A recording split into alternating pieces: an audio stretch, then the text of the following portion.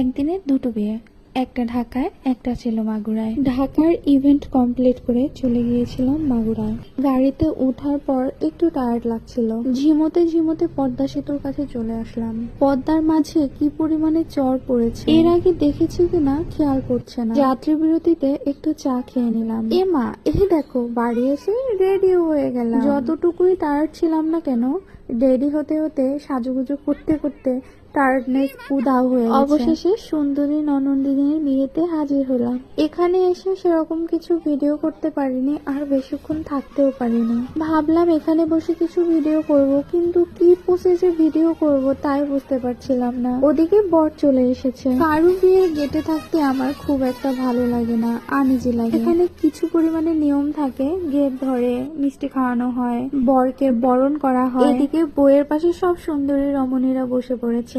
মাঝখানে খাওয়া দাওয়া করে আমি চলে গিয়েছিলাম বাড়িতে। বাড়ি থেকে বাবাইকে খাইয়ে নিয়ে আসলাম। ওদের বিয়ের লগ্ন ছিল রাত মোটামুটি 1:30 পর্যন্ত ছিলাম।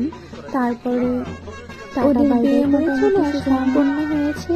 এবার আশীর্বাদের পালা। এই যে আমার বাবা মশাই আশীর্বাদ করছেন তার বোনকে। যতটুকু ভিডিও তুলে ধরতে পেরেছি, সবার কেমন লেগেছে জানাবেন। লাইক কমেন্ট করে আমার সাথে থাকবেন, আমাকে ভালোবাসবেন। সবাই ভালো থাকবেন। Tata, bye bye.